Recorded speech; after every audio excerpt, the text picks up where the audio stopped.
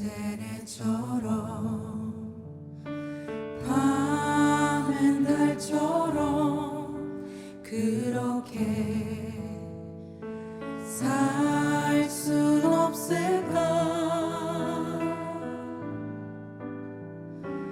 욕심도 없이 어두운 세상 비추어 온전히 남을 위해 살듯이.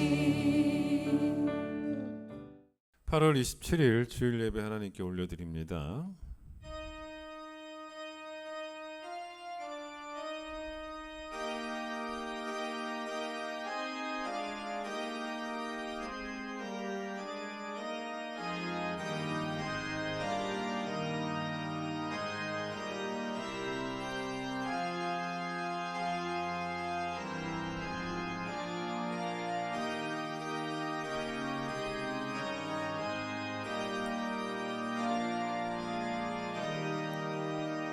할렐루야. 우리 하나님을 찬양하는 일이 선하며 찬송하는 일이 아름답고 마땅하도다. 오라 우리가 여호와께 노래하며 우리의 구원의 반석을 향하여 즐거이 외치자. 해 돋는 데서부터 해 지는 데까지 여호와 이름이 찬양을 받으시리로다. 아멘.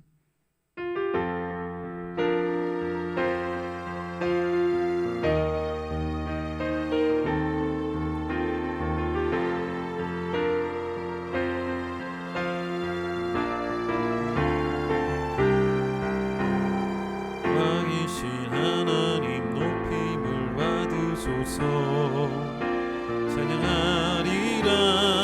영원히 높임을 받으실 그 이름 찬양하리라.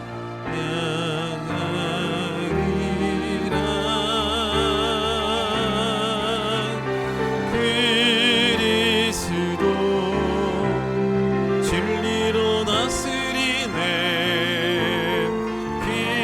기뻐하라 온 땅이여 찬양하라. 거룩하신 그 이름 높이리라.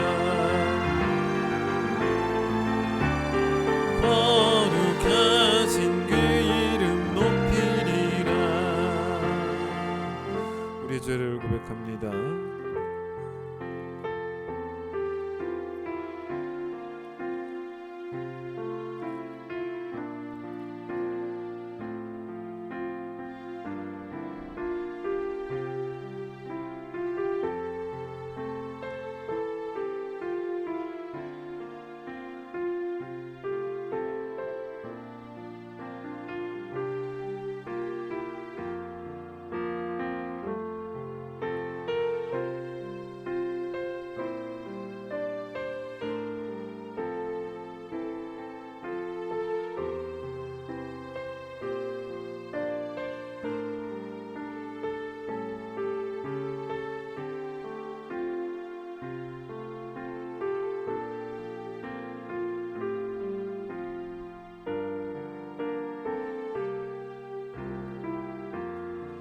여호와는 긍휼이 많으시고 내려오시며 노하기를 더디하시고 인자하심이 풍부하시도다. 우리의 죄를 따라 우리를 처벌하지는 아니하시며 우리의 죄악을 따라 우리에게 그대로 갚지는 아니하셨으니 동이 서에서 먼 것 같이 우리의 죄가를 우리에게서 멀리 옮기셨느니라. 아멘. 신앙 고백합니다. 나는 전능하신 아버지 하나님 천지의 창조주를 믿습니다. 나는 그의 유일하신 아들 우리 주 예수 그리스도를 믿습니다. 그는 성령으로 잉태되어 동정녀 마리아에게서 나시고 본디오 빌라도에게 고난을 받아 십자가에 못 박혀 죽으시고 장사된 지 사흘 만에 죽은 자 가운데서 다시 살아나셨으며 하늘에 오르시어 전능하신 아버지 하나님 우편에 앉아 계시다가 거기로부터 살아있는 자와 죽은 자를 심판하러 오십니다. 나는 성령을 믿으며 거룩한 공교회와 성도의 교제와 죄를 용서받는 것과 몸의 부활과 영생을 믿습니다. 아멘. 314장입니다.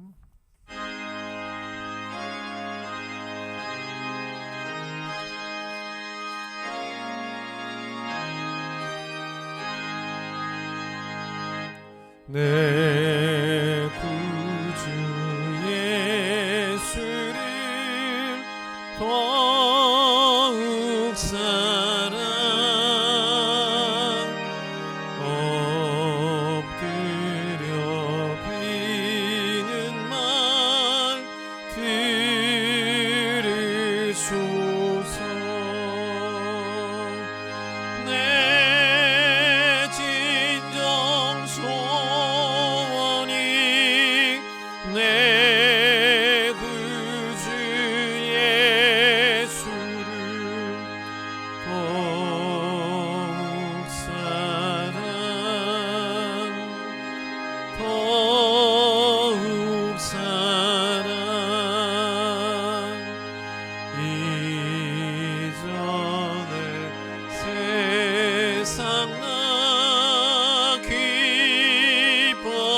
없어도 지금 내 기쁨은 오직 예수. 다만 내 비는 말래 구주 예수를 더욱 사랑 더욱 사랑. 이 세상 떠날 때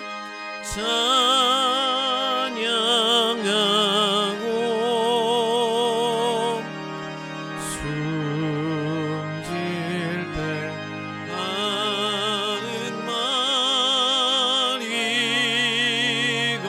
이것일세.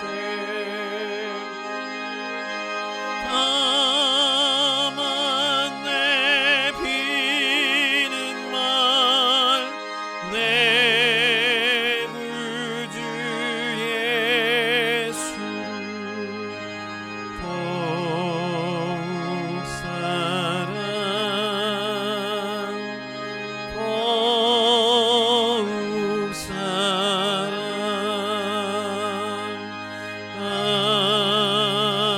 아멘. 로마서 12장 15절. 로마서 12장 15절. 즐거워하는 자들과 함께 즐거워하고 우는 자들과 함께 울라. 아멘. 이강혜 권사님 기도하시겠습니다. 살아계셔서 저희의 모든 것을 주관하시는 하나님 아버지, 꺾이지 않는 폭염 속에서도 저희들을 지켜주셔서 거룩한 주일 은혜의 자리에 나오게 하심을 감사드립니다. 세상 즐거움을 위해 살아왔던 저희들의 행함없는 믿음을 용서하여 주시고 더위로 인하여 나태했던 우리들의 신앙을 회복시켜 주시옵소서. 메말랐던 우리의 영혼육을 성령의 담비로 적셔 주시어서 영혼육이 강건해지게 하시고 예수님을 내 삶의 주인으로 모시며 주가 우리가 함께 우리가 주를 위해 살아갈 수 있는 믿음을 회복하기를 소망합니다. 연이은 범죄들로 인하여 국민들이 불안과 염려 속에 살아가고 있습니다. 이 나라 이 민족을 불쌍히 여겨주시고 공의와 정의가 실현되는 안전하고 질서 있는 나라가 되기를 기도합니다. 위정자들이 하나님을 경외하는 마음을 갖게 하시고 여야가 화합하게 하시고 세대 간의 갈등, 계층 간의 이념적 갈등들이 해소되어서 마지막 시대에 쓰임받는 제사장 나라 되기를 소망합니다. 평화의 왕으로 오신 주님, 지금 세계는 전쟁과 기근, 지진, 분쟁, 기상이변으로 각종 재난이 난무하는 가운데 있습니다. 이 땅에 주님의 평화가 임하게 하시고 주님의 사랑으로 그들을 위로해 주시고 구호의 손길과 구조의 손길이 그들에게 닿을 수 있도록 도와주시옵소서. 그래도 주님께서 세상 끝날까지 너희와 함께 하신다 하셨으니 큰 힘과 위로가 됩니다. 우리 큰 기쁨 교회를 축복하여 주심을 감사드립니다. 교회의 사명을 잃어버리지 않게 하시고 경건의 모양은 있으나 경건의 능력을 부인하는 교회 되지 않게 하시고 데살로니가 교회처럼 믿음의 역사, 사랑의 수고, 소망의 교회가 있는 교회가 되게 하시고 다음 세대를 준비하며 키우는 교회 되게 하시고 주님 앞에서 행함으로 최고의 예배를 드리는 거룩한 교회가 큰 기쁨 교회 되기를 소망합니다. 이 시간 환우들을 위하여 기도합니다. 온전히 하나님을 신뢰하게 하시고 치료를 견딜 수 있는 체력도 허락하여 주시고 삶의 의지가 꺾이지 않는 삶을 살게 하시고 무엇보다도 진정한 치료자는 예수님이심을 알게 하시어서 예수 이름 부르짖을 때마다 고침받는 역사 있게 하옵소서. 이 시간 말씀 듣습니다. 우리 목사님 영육간의 강건함을 허락하시고 비진리가 난무하는 이 시대에 참 진리의 말씀만 증거하게 하시고 늑대나 이리로부터 양떼를 보호하는 참 목자 되시기를 기도합니다. 선포되는 말씀이 하나님을 체험하는 시간 되게 하시고 피차 은혜 받는 귀한 시간 되기를 소망합니다. 교회를 위해 수고하시는 모든 손길들을 축복하여 주시고 찬양대의 찬양을 기쁘게 받아 주시옵소서. 이 모든 말씀 예수님 귀하신 이름으로 기도합나이다. 아멘.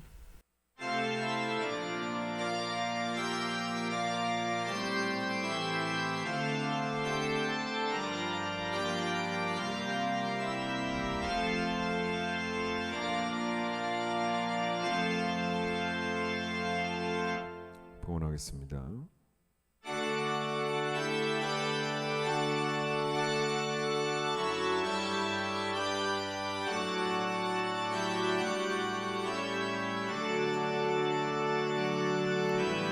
내게 있는 모든 것을 아낌없이 드리네. 사랑하고 의지하며 주만 따라 살리라. 주께 드리네.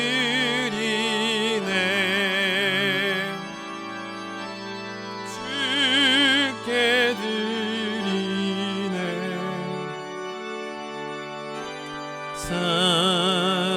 사랑하는 그 주 앞에 모두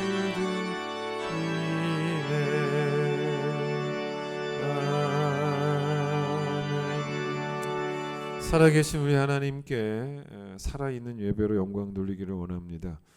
하나님께 집중하는 시간 되게 하여 주시고 우리를 향해 베풀어 주신 그 측량할 수 없는 하나님의 은혜의 길이와 높이와 넓이와 길이에 우리의 뜨거운 가슴으로 감사하며 감격하는 예배가 될 수 있도록 축복하여 주시옵소서. 여기에 큰기쁨 교회를 11년 전에 세우시고 목회자와 성도가 함께 교회를 세워가게 하심을 감사합니다. 목회자가 자기 목 잘 감당케 하여 주시고 성도들을 사나운 일로부터 보호하는 목자 역할을 잘 감당하고 진리로 성도들을 아끼고 진리로 성도들을 보호하는 목회자가 될 수 있도록 주님 도와주셔서 부모된 심정으로 교사 역할을 잘 감당케 하여 주시고 또 성도들은 목회자가 근심으로 목회하지 않고 즐거움으로 목회할 수 있도록 그 형편과 상황을 잘 돌보는 교인들 될 수 있도록 주님 도와주셔서 함께 하나님의 교회를 귀하게 세워가는 은혜가 임할 수 있도록 축복하여 주시옵소서. 주님께 오늘 귀한 예물을 드립니다. 10회를 구분합니다. 이웃을 위해서도 예물을 드립니다.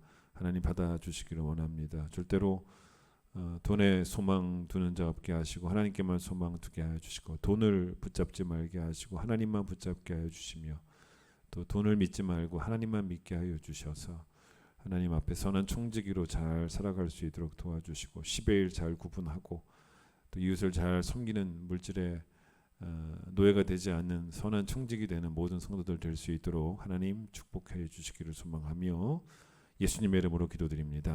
아멘. 예, 이제 9월 달 특별 새벽 집회에 온 교회가 이제 집중을 해야겠습니다. 이번 주 말고 다음 주죠. 9월 5일부터 시작이 되어집니다. 원래 특세를 우리가 월요일부터 금요일까지 했는데 바꿨습니다. 화요일부터 토요일까지 하면서 토요일 날 또 교회학교 특선도 같이 하려고 예전처럼 하려고 합니다. 주제는 Amazing Grace, 놀라운 하나님의 은혜라는 주제를 가지고 하나님의 은혜가 얼마나 찬란하게 빛나는지를 한번 우리가 성경에서 찾아볼 것이고요. 화요일부터 특선이 준비되어져 있습니다. 잘 준비하셔서 하는 영광에 돌리시기를 바라고 우리 교회의 특세는 온 가족이 참여합니다. 우리 아이들까지 다 새벽을 깨워서 함께 나와서 예배하는 부모님만 나오지 마세요. 아이들까지 다 나올 수 있는 그런 특세가 되기를 바랍니다. 찬양하겠습니다.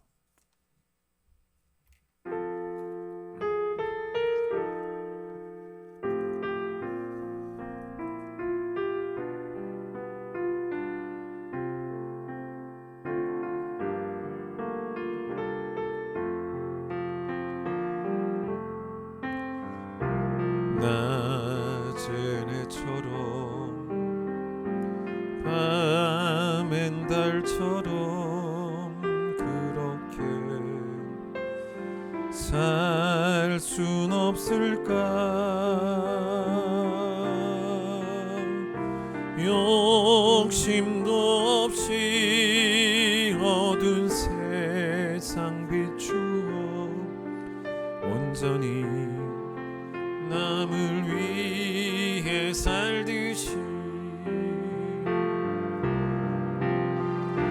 나의 일생에 꿈이 있다면 이 땅에 빛과 소금 되어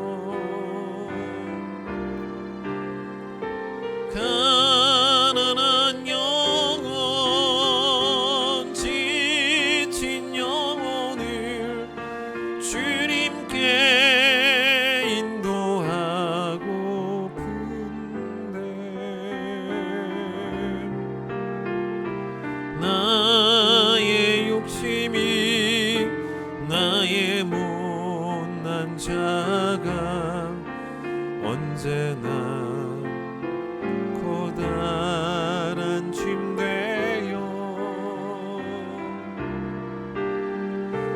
나를 짓눌러 마음을 곤곡해 하니 예수여 나를 도와주소서.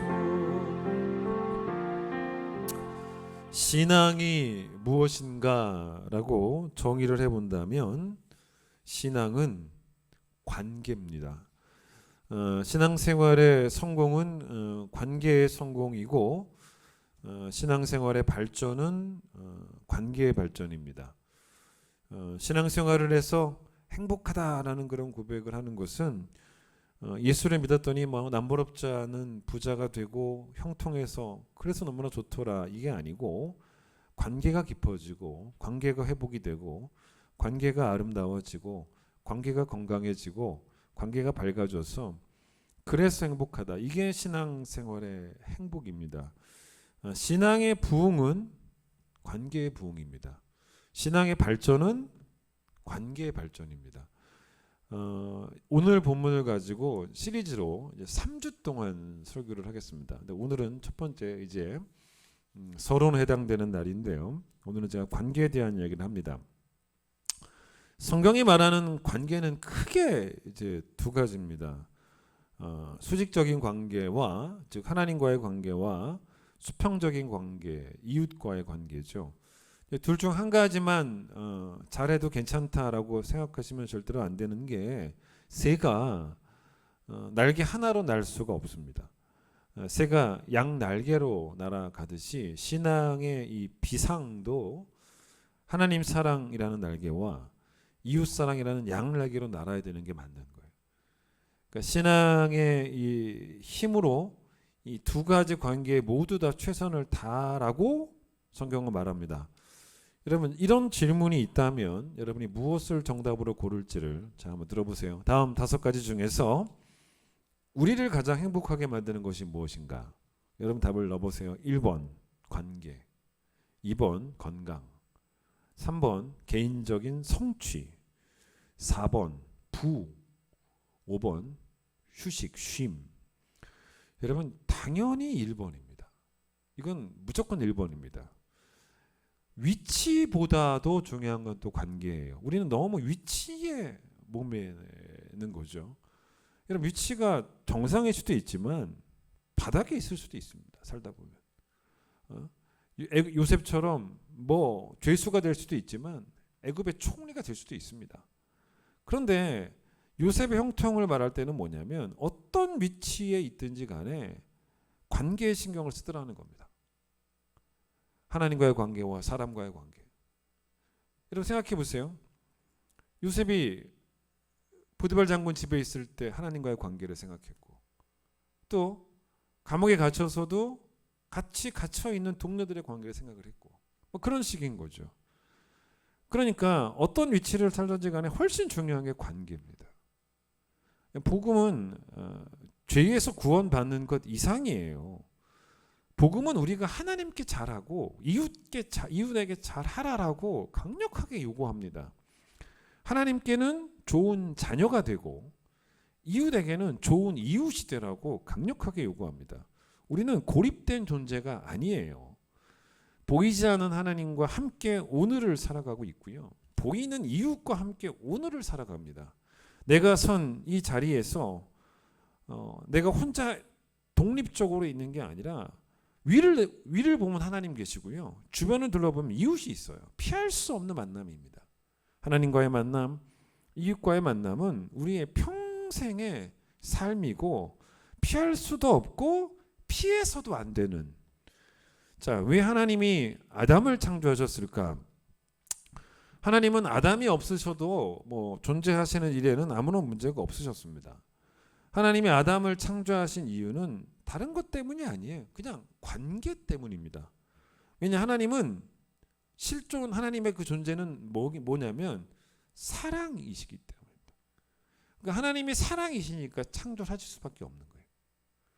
왜냐, 하나님은 전능하신 분이기 때문에 물론 무에서 유를 창조하실 수도 있지만, 그러나 하나님은 그 창조 과정 가운데 사랑이시기 때문에 마지막 날에는 사람을 창조하셨어야 되는 거예요.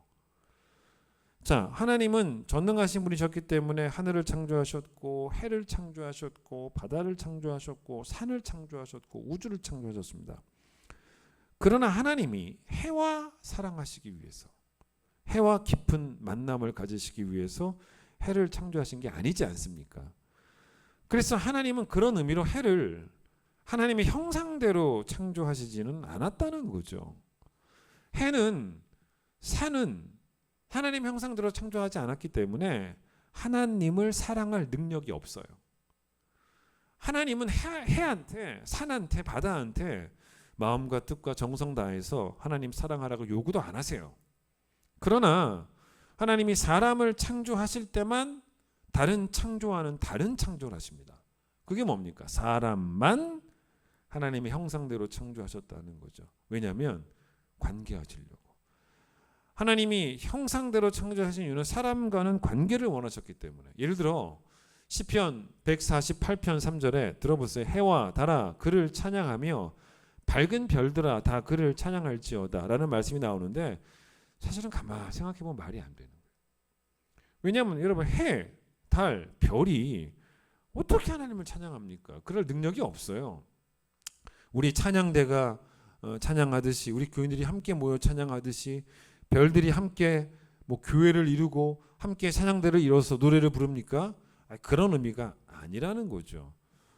어떤 의미로 해, 달, 별들이 찬양을 한다고 말을 한 거냐면, 하나님의 창조 세계는 그 존재만으로도 하나님의 전능하심을 보여주고 있다는 거예요.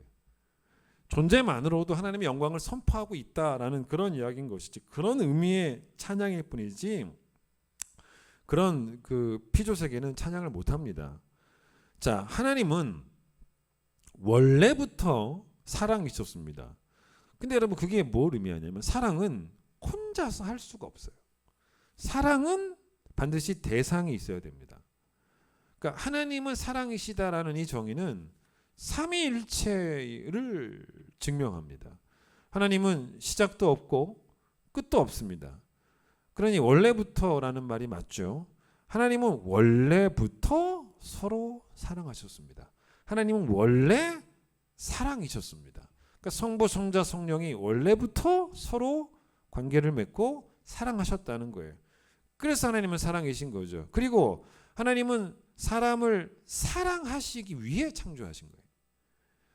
창조 세계마저도 하나님이 사람을 사랑하시기 때문에 사람을 위해 창조하신 것이고, 그래서 사람을 마지막 날에 창조하신 거예요. 왜냐하면 하나님이 사람을 사랑하시니까 사람이 살 공간을 사람들을 위해서 다 준비해 놓고서 마지막으로 사람을 창조하신 것이, 그게 하나님의 사랑이시기 때문이에요. 사람부터 창조하시고 그 다음에 물을 창조하시지 않으셨다는 것입니다. 그러니 이 창조에도 하나님의 이 사람 사랑이 명백하게 드러납니다. 그런데 하나님은 아담만 창조하시고 흡족해 하시고 보시기 좋았다라고 말씀하신 게 또 아니었다는 거죠. 하나님은 아담과 수직적인 관계도 원하셨지만, 아담이 또 그렇다고 세상과 담쌓고 혼자서 살아가는 것도 원하지 않으셨기 때문에, 아담이 세상을 향해 수평적 관계도 맺으면서 살기를 원하셨기 때문에 하와를 창조하셨다는 거죠. 하나님과 아담의 관계 속에서 하나님이 기뻐하시지만 하와와 아담의 관계 속에서도 하나님은 기뻐하신다는 겁니다. 그래서 여러분 보세요. 하나님이 창세기 1장 1절 태초에 천지를 창조하셨을 때 여러분 거기에는 뭐가 있었는지 아십니까? 거기에는 뭐가 있었냐면 관계가 있었습니다. 관계를 창조하신 거예요. 사람을 창조하셨다고 해서 관계를 창조하신 겁니다. 여러분 그러면 죄가 뭡니까? 여러분 죄는 관계의 실패가 죄가 된 거죠. 그러니까 아담이 하나님과의 관계를 실패한 거죠. 믿음을 정의할 때 여러분 믿음은 물론 이 인지적 능력도 믿음이라고 말을 합니다. 그게 뭡니까? 아는 거죠. 주는 그리스도시고 살아계신 하나님의 아들임을 아는 그게 인지적 능력이죠. 그게 믿음입니다. 예를 들어 마태복음 8장에 제자들이 예수님과 함께 배를 타고 가는데 풍랑이 일어납니다. 막 파도가 배를 삼키려고 해요. 그때 예수님이 주무시고 계십니다. 제자들이 너무 무서워합니다. 왠지 아십니까? 무지해서예요. 알면 안 무서워요. 거기 예수님이 계신 걸 알면, 예수님이 또 어떤 분이신지를 알면, 정확하게 알면 안 무서운데 모르니까 무서운 거예요. 예수님이 막 흔들어 깨웁니다. 막 흔들어 깨워서 우리를 도와달라고, 우리가 죽게 되었다고. 그때 예수님이 제자들을 책망을 하세요. 왜 무서워하느냐? 왜 두려워하냐? 믿음이 작은 자들아 라고 책망하십니다. 그러니까 뭘 요구하신 거냐면 인지적 능력을 요구하신 거죠. 그러니까 알지 못해서 두려워하고 있다는 거죠. 그러니까 무지에서 오는 두려움입니다. 우리 뭐 그런 경우 있지 않습니까? 요즘 뭐 출렁다리 같은 것들이 있는데 높은 산 위에 산과 산을 다리로 연결시켜 놓은 그런 그 출렁다리 위를 여러분 걸어갈 수 있으세요? 가깝게는 여기 뭐 가막산, 파주 가막산인가요? 거기 출렁다리가 있는데, 근데 여러분 우리가 무서워서 못 지나갈 수도 있지만, 그런 사실 어떤 경우라면 무서운 게 맞냐면 이 다리가 끊어질지도 모른다, 끊어질 가능성이 있다라고 알면 못 건너가요. 여러분 케이블카를 타는 것도 마찬가지죠. 줄이 끊어질지도 모르면 누가 타겠습니까? 근데 출렁다리가 안 끊어진다고 알고 있고 그걸 믿는다면 당연히 두려움 없이 다리를 건너갈 수 있는 거죠. 그러니까 여러분 알아야 믿는 거죠. 알아야 믿습니다. 수많은 사람들이 그 위에 올라가도 무게를 견뎌내는 그런 다리라는 것이 과학적으로 검증이 되었다면 우리는 알아서 믿습니다. 올 봄에 우리 어르신들 모시고 제2롯데월드 전망대 갔는데 엘리베이터를 타고 한 120층 이상을 올라가니까 딱 내리자마자 스크린이 하나 있더라고요. 그래서 그 스크린에서 한 뭐 1분간의 영상을 쫙 이렇게 멋지게 보여줍니다. 뭐 아무것도 모르고 봤죠. 멋있더라고요. 근데 그 영상이 딱 끝나고 나니까 그 다음에 그게 끝이 아니었던 거죠. 끝나나 보다 싶었는데 갑자기 이제 안으로 이제 들어가서 이제 보면 되겠다 싶었는데 갑자기 이 스크린이 이렇게 위로 탁 올라가요. 그러면서 이렇게 통창이 나오는데 그 창 뒤로 정말 서울의 실제 뷰가 딱 보이는데, 야, 저는 이 롯데의 기획력에 박수를 쳤습니다. 너무 멋져가지고 와, 막 감탄. 이렇게 멋진가? 이 이야기를 하려는 건 아니고. 그 안으로 들어갔는데 거기 뭐가 있냐면 바닥이 투명 유리로 된 부분이 있어요. 그 위에 올라가서 밑에 이렇게 내려다보면 120층의 높이입니다. 어우, 올라갈 수 있습니까? 무섭죠. 못 올라갑니다. 그런데 이 유리가 절대로 깨지지 않은 유리로 검증된 유리라고 우리가 알고 있고 믿고 있다면 두려움 없이 올라갈 수 있다는 거죠. 제가 며칠 전에 눈에 뭐 어떤 액체가 들어갔어요. 하루 좀 이렇게 좀 아픈 것 같기도 하고, 그래서 안과를 가서 뭐 이렇게 들어갔다라고 하니까 의사가 이렇게 보니까 괜찮대요. 여러분 의사가 괜찮다고 하니까 그 다음부터 안 아픈 것 같더라고요. 그런 거죠. 사람 마음이 그렇지 않습니까? 여러분 성경이 말하는 믿음은 우선적으로 인지하는 능력이에요. 그래서 예수님이 마태복음 8장에서 이 본문에서 그 독특한 표현을 쓰세요. 바람과 이 바다를 인격화시키시고 의인화시킨 표현을 씁니다. 제자들과 예수님이 탄 배가 막 풍랑에 흔들렸을 때 제자들이 와서 우리 좀 살려주십시오라고 했을 때 예수님이 뭐라고 말씀하시냐면 그 바람과 바다를 의인화시킨 거예요. 꾸짖으셨다라는 표현을 씁니다. 그랬더니 이 바람과 바다가 잠잠해졌다. 그거를 잠잠해졌다라고 말하지 않고 예수님에게 순종했다. 의인화시켜요. 꾸짖으니 얌전해졌다는 거죠. 여러분, 제자들이 뭘 알았어야 되냐면 예수님도 어쩔 수 없는 바람과 바다가 아니라 바람과 바다를 순종 예수님이 다스리신다는 거죠. 그게 순종이죠. 그걸 알고 믿었어야 됐다는 거죠.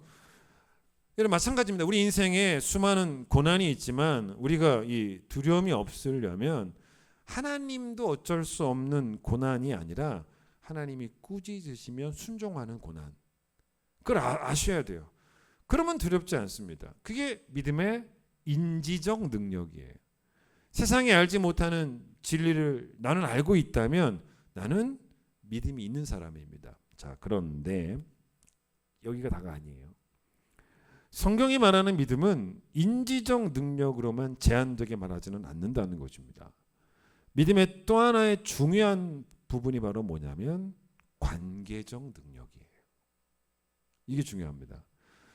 성경은 인지적 능력이 없을 때도 믿음이 작다 그러지만 관계적 능력이 없을 때도 믿음이 작은 자라고 말을 한다는 거죠. 자, 나는 초신자가 아닙니다 라고 말할 때 우리는 대부분 어떤 이유 때문에 그렇게 말합니까? 내 믿음은 흔들리지 않습니다 이거예요.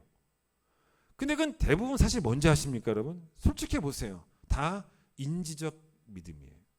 나는 어떤 경우에도 하나님 살아계신 믿습니다. 난 초신자가 아니니까. 난 어떤 경우에도 예수께서 나를 위해서 십자가에 죽으시고 3일 만에 부활하신 걸 믿습니다. 이걸 가지고 나는 초신자가 아닙니다라고 말을 한다는 거죠. 바울은 이런 것도 뭐라고 말하냐면 믿음이 굳건한 것이다라고 말을 합니다. 그런데 이 표현은 인지적 능력만을 의미하는 거예요. 하지만 우리의 관계적 능력, 관계적 믿음은 여전히 초신자 수준일 수 있다는 겁니다. 그래서 바울이 믿음의 진보라는 표현을 쓸 때는 이거는 인지적 능력을 말하기보다는 관계적 능력을 의미하는 거예요, 사실은.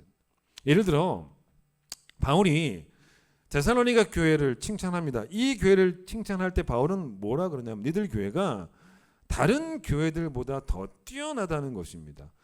세상 사람들보다 더 낫다 정도가 아니고 다른 교회보다 더 낫다는 거예요. 자, 예를 들어 우리 교회가 뭐 옆에 있는 뭐 세중앙교회보다 더 낫다라고 예수님이 칭찬하셨다면 그게 의미가 뭐겠습니까? 저들은 예수님을 안 믿는데 우리 믿어요? 사실 그게 아니에요. 저들도 믿어요. 저 침례교회, 세중앙교회 잘 믿습니다. 예수님 인지적 능력 뛰어날 거예요. 잘 믿습니다. 우리도 잘 믿지 않습니까? 그렇기 때문에 사도 바울이 이 데살로니가 교회를 칭찬했을 때는 이 교회가 다른 교회보다 더 낫다라고 말할 때는 당연히 어떤 부분이냐면 이 교회가 믿는 자의 본이 된다라고 했거든요. 그 믿는 자의 본이 되는 것은 인지적 측면이 아니에요. 관계적 측면입니다, 여러분. 예를 들어 고린도 교회를 한번 생각을 해보겠습니다. 여러분, 바울이 엄청나게 책망을 했던 교회입니다. 근데 이 교회에 과연 인지적 믿음이 없었을까요? 고린도전서 1장 5절을 피자마자 뭐라 그랬냐면 바울이 이는 너희가 그 안에서 모든 일 곧 모든 언변과 모든 지식의 풍족함으로 그래요. 인지적 믿음이 부족함이 없는 교회였다는 거예요. 그래서 바로 뒤에 6절에 뭐라고 말하냐면 그래서 그리스도의 증거가 너희 중에 견고하게 되어, 이 말이 뭔지 아십니까? 좀 말이 어렵죠. 그리스도의 증거가 너희 중에서 견고하게 됐다라는 말이 뭐냐면 이 그리스도의 증거는 그리스도에 관한 증거라는 말입니다. 고린도전서가 쓰여지기 전에 한 5년 전쯤에 바울은 고린도 지역에 가서 복음을 전했습니다. 5년 전 이야기예요. 고린도전서를 쓸 때보다 5년 전 이야기인데, 즉 가서 그리스도에 관해서 증언을 했어요. 주는 그리스도시고 살아계신 하나님의 아들이다라고 증언했더니 이 사람들이 믿었습니다. 그래서 탄생한 교회가 고린도 교회인데, 근데 바울은 이 교회가 지난 세월 동안 이 믿음, 자기가 증언한 그리스도에 대한 믿음, 이 인지적 믿음이 흔들림 없이 견고하게 잘 자리를 잡고 있다. 그게 바로 그리스도의 증거가 너희 중에 견고하게 되었다라는 그런 의미예요. 그러나 이 교회는 책망을 들었습니다. 당연히 관계적 믿음의 문제가 있었다는 거예요. 하나님께 함부로 대해요. 믿는다고 하는데 하나님의 살아계심을 안 믿는 것도 아닌데 하나님을 믿는데 하나님이 시퍼렇게 눈 뜨고 바라보고 계시는 걸 아는데 함부로 해요. 하나님의 형상대로 창조된 사람에게 엄청나게 함부로 합니다. 하나님께 좋은 자녀가 되지 못하고 이웃에게는 좋은 이웃도 되지 못하는 그 믿음 없음이 바울의 책망의 대상이었다는 거죠. 여러분 사탄이 하는 일 중에 하나가 뭔지 아십니까? 우리를 속이는 거예요. 내가 진짜로 그런 사람이어서 그렇게 믿는 게 아니고 내가 그런 사람이 아닌데도 불구하고 그런 사람임을 믿게 하는 일의 전문가가 사탄입니다. 그러면 여러분 그걸 내가 그렇게 좋은 사람이라는 걸 믿게 되면요 어떻게 되는지 아십니까? 아무것도 안 합니다. 아무것도 안 해요.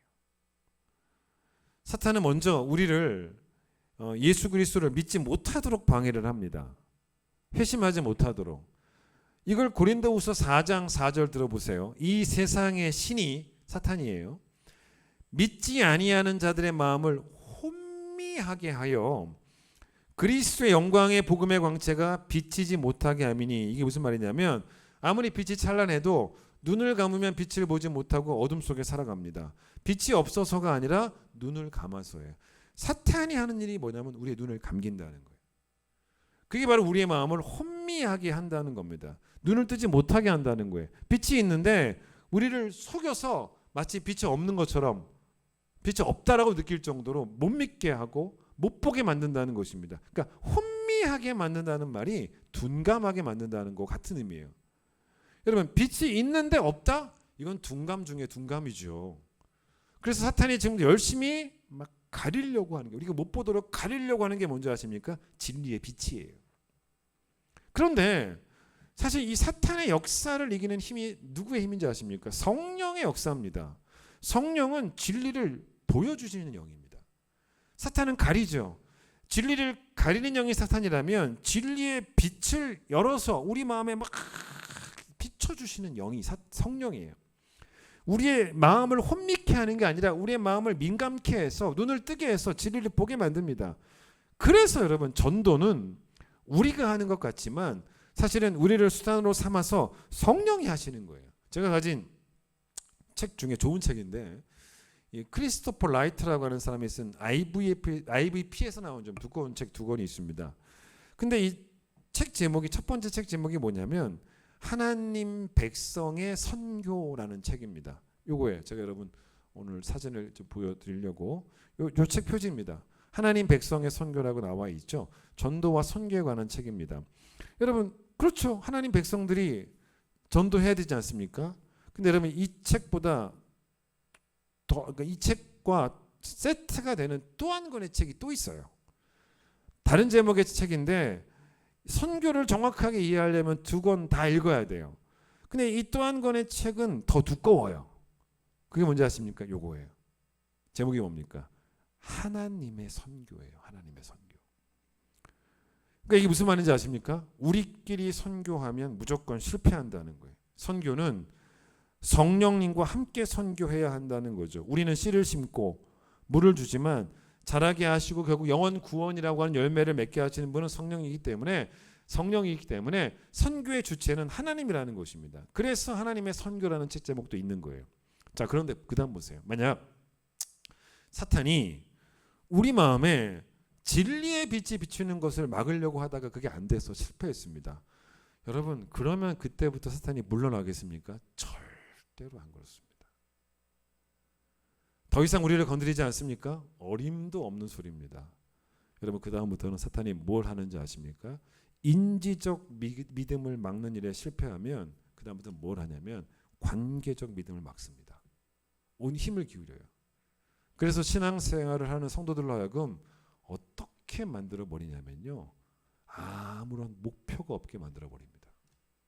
나 교회 다닌다는 거예요. 예? 아무런 목표가 없는데도 불구하고 나는 잘 믿고 있다라고 속게 만듭니다. 하나님께 함부로 하고 있어요. 이웃에게 엄청 함부로 합니다. 그게 내 신앙의 현주소인데 난 문제 없어. 우리를 이렇게 둔감하게 만들어 버립니다. 이게 얼마나 무서운 건지 아십니까? 여러분, 방금 전 제가 여러분에게 좀 어색한 표현 하나를 성경에서 읽어드렸습니다. 성경에서 뭐라 그러냐면 고린도후서 4장 4절에서 이 세상의 신이 믿지 아니하는 자들의 마음을 혼미케 한다는 거죠. 뭐가 불쾌해요? 왜 사탄을 이 세상의 신이라고 했을까? 기분 나쁘죠. 사탄은 신이 아니잖아요. 사탄도 피조물입니다. 천사도 피조물입니다. 그런데 사탄이 피조물이 아니라면 신일 수 있지만 원래부터 존재했던 분은 삼위일체 하나님 외에는 없기 때문에 그러면 왜 사탄을 바울은 이 세상의 신이라고 했는가? 여러분, 신이라는 의미는 뭐냐면 세상 사람들이 추종을 하고 있다는 거예요. 예? 여러분, 사탄이 세상 사람들의 마음을 가려서 못 보게 만드는데 그런 사탄을 추종하는 사람들이 불신자들입니다. 그런데 보세요. 이게 넌센스예요. 우리는 인지적 믿음에 있어서는 하나님을 추종합니다. 하나님 우리에게 신이에요. 그러나 관계적 믿음에 있어서는 목표도 없이 신앙생활을 하면서 관계에 헌신을 하지 않으면서 나는 문제 없다라고 생각을 하고 있고 전혀 회개하고 있지 않는다면 관계적 믿음에 있어서 우리에게 신은 사탄이란 이야기예요. 그 얘기입니다. 사도행전 26장 18절, 이게 뭐냐면 바울이 아그리빠 왕 앞에서 했던 말입니다. 자기가 했던 사역이 뭔지를 설명하는 거예요. 그 눈을 뜨게 하여 어둠에서 빛으로 사탄의 권세에서 하나님께로 돌아오게 하고 죄사함과 나를 믿어 거룩하게 된 무리 가운데서 기업을 얻게 하리라 하더이다. 이게 자기의 사역이었다니까. 먼저 사역이 뭐냐면 사람들로 하여금 예수 믿게 했다는 거예요. 그게 뭡니까? 어둠에서 빛으로. 그게 뭡니까? 사탄의 권세에서 하나님께로. 그렇죠? 이게 바로 뭐냐면 인지적 믿음에 성공하는 거예요. 여러분, 그러나 꼭 아셔야 될 게 뭐냐면 관계적 믿음에 성공하는 것도 사탄의 권세에서 하나님께로 돌아오는 거예요. 여러분, 인지적 믿음은 그래봐야 믿음의 출발입니다. 그리고 끝까지 견고해야 되는 출발입니다. 그런데 여러분, 믿음의 완성은 관계적 믿음이에요. 계속 우리가 진보해야 되는 것은 관계적 믿음이에요. 그래서 우리가 매일매일 하나님께로 돌아간다라는 말은 관계적 믿음을 회개한다는 거예요. 믿음의 진보는 절대로 회개 없이 이루어지지는 않습니다. 오늘 잘했어도요, 내일도 잘할 수 있을 것이라고 하는 보장은 없어요. 또 오늘 못하는 사람이 내일부터는 잘하게 될 것이라고 하는 보장도 없습니다. 매일매일 회개하면서 하나님께로 돌아가지 않으면 우리는 오히려 회개 안 하고 있으면 하나님으로부터 더 멀어지고 더 뒤로 물러섭니다. 더 못하게 된다는 거예요. 여러분, 따라서 사탄의 권세 아래에서 하나님과 사람에게 함부로 행동했던 나를 매일매일 부끄러워해야 돼요. 토마스 왓슨이라고 하는 17세기 청교도 목사님 계신데 이분 책 참 좋아요. 저도 이분 책 몇 권 갖고 있는데 회개라는 책에서 이분이 이런 말씀하는 거 들어보세요. 순간적으로 잠깐 흘리는 눈물은 소용이 없습니다. 설교를 들을 때나 우리 그렇지 않습니까? 딴 때는 안 울어요. 설교를 들을 때나 막 마음이 막 뭉클해져 가지고 가끔씩 우는 사람들이 있습니다. 그런 울음은 곧 그치는 소나기와 같고 순식간에 열렸다 닫히는 정맥과 같습니다.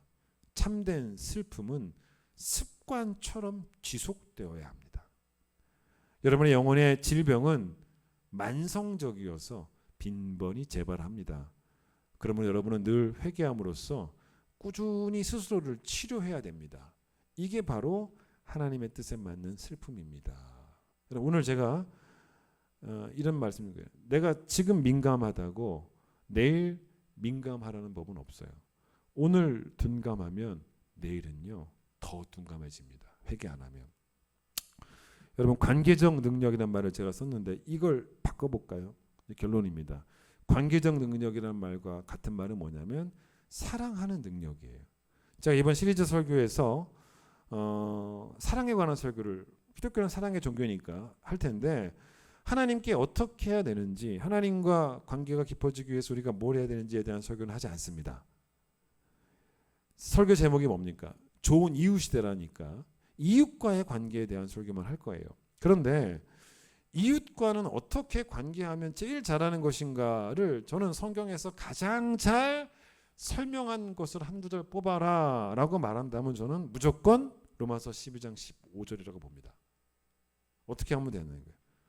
즐거워하는 자들과 함께 즐거워하고 우는 자들과 함께 울라. 자, 여기에 이제 제가 다음 주, 그 다음 주에 얘기할 건데 어떤 영성이 있냐면 함께의 영성이 있습니다. 여러분, 함께의 영성이 우리 평생의 과제입니다. 관계를 중요하게 여기는 영성이 함께예요. 자, 그런데 여러분 잘 보세요. 고린도전서 13장은 여러분도 알다시피 사랑장입니다. 그런데 고린도전서를 읽어보시면 고린도전서 13장에서 절정을 이룹니다. 왜 그렇게 했냐? 잘 보세요. 이 교회는 제가 처음 얘기했듯이 지식이 부족한 교회가 아니었다니까요. 이 교회는 사랑이 부족했어요. 여러분, 고린도전서 13장을 이렇게 읽을 때 내가 무척 부끄러워지는 게 맞습니다. 왜냐? 나는 그동안 뭔가 되는 줄 알았어요. 나는 아무런 문제가 없고, 나는 뭐 아무런 문제가 없는 정도가 아니라 되게 중요하고 좋고 좋은 인물이고, 그런데 여러분 잘 읽어보시면 뭐라고 말하냐면 넌 아무것도 아니라는 거예요. 충격적이지 않습니까? 그런데 어떤 경우에 아무것도 아니라고 말하냐면 네가 아무리 방언을 잘해도, 네가 진짜 모든 비밀을 알고 모든 지식을 아는 그런 어떤 인지적 능력이 뛰어나도 주님이라면 이 산을 옮겨주실 줄 믿습니다. 산을 옮길 만한 믿음이 있어도, 주님이라면 이 바다를 가르칠 줄 믿습니다. 아멘. 그렇게 아무리 뜨거운 가슴으로 고백을 해도 문제 없잖아요. 내가 뭐가 문제입니까? 그런데 뭐라 그래요? 사랑이 없으면 넌 아무것도 아니라는 거예요. 충격 아닙니까? 즉, 너 관계를 위해서 네 삶을 헌신하지 않는다면 넌 아무것도 아니야. 이게 하나님 말씀이에요. 하나님 음성이에요. 왜냐하면 예수님은 관계를 위해 일평생을 헌신하셨기 때문입니다. 하나님과의 관계, 우리와의 관계 때문에. 여러분, 다음 주에 왜 우리가 이거 말씀 더 들을 거냐면, 우리가 즐거워하는 자와 함께 즐거워하지 못하는 여러 가지 이유가 있겠지만 다음 주에 많이 얘기할 거예요. 뭐 첫 번째는 무관심일 수도 있고, 무관심한 자가 잘 돼도 나는 어차피 관심이 없으니까, 아니면 관심이 있어도 그릇된 관심이 있어서 사울처럼 다윗한테 관심이 있었죠. 그게 뭡니까? 잘 되기만 해봐라. 삐뚤어진 관심이죠. 예? 이런 식의 시기와 질투가 가득해도 함께 즐거워하지 못할 수가 있다는 거죠. 그래서 고린도전서 13장이 뭐라 그래요? 사랑을 어떤 능력이라고 말합니까? 네가 방언할 줄 알아도, 네가 비밀을 알고 지식이 있어도, 산을 옮길 만한 믿음이 있어도 그거 아니야. 사랑은 시기하지 않는 거야. 시기하지 않는 능력이야. 따라서 사랑할 줄 아는 능력으로, 즉 시기하지 않는 능력으로 슬퍼하는 자와 함께 슬퍼할 뿐만 아니라 즐거워하는 자와 함께 즐거워하는 능력으로 관계에 헌신할 때 그 함께함의 영성이 있어야지만 너는 아무것도 아닌 사람이 아니라 하나님께 영광이 되는 삶을 살아가는 존재가 되는 거야 라고 말하고 있는 거예요. 여러분, 신앙은 비상해야 돼요. 진보해야 됩니다. 한쪽 날개로 비상할 수 없습니다. 양쪽 날개로 비상하는 거예요. 하나님께 잘하셔야 돼요. 또 이웃에게 잘하는 꼭 그런 성도가 되는 것, 좋은 자녀, 하나님께 이웃에게 좋은 이웃 되는 것, 우리의 평생의 목표입니다. 찬양하겠습니다.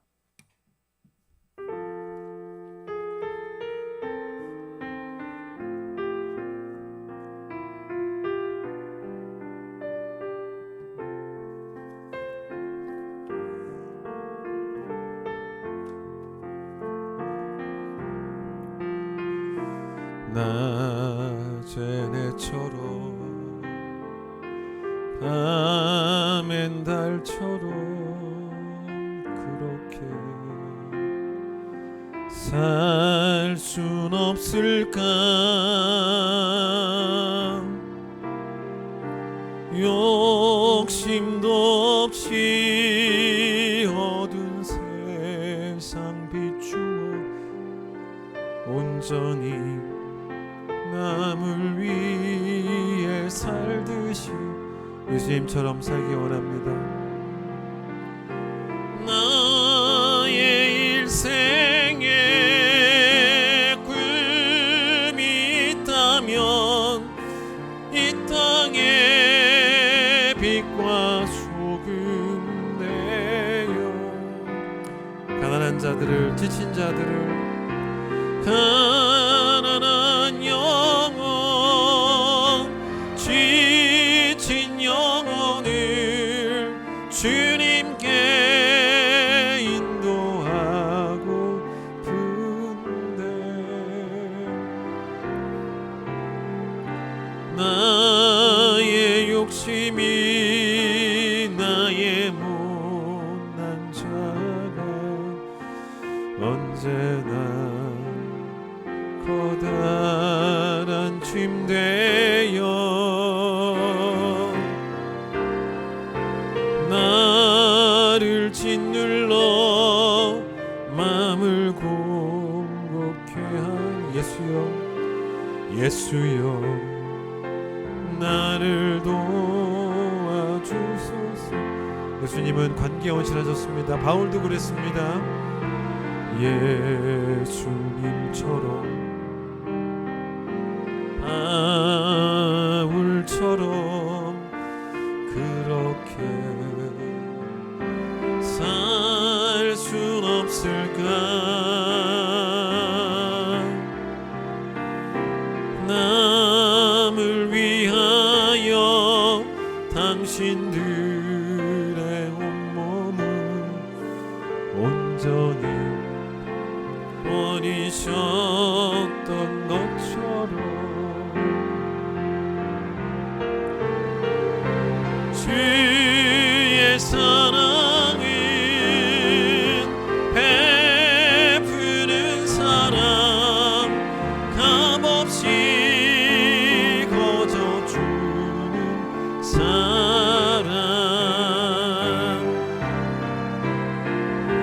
그러나 나는 주는 것보다 받는 것 더욱 좋아하니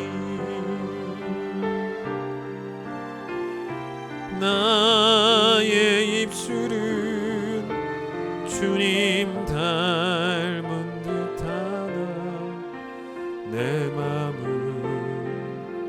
아직도 추하여 받을 사랑만 계수하고 있으니 예수여 나를 도와주소서. 하나님, 우리는 외딴 섬도 아니고 고립된 존재도 아님을 다시 한번 기억해 봅니다.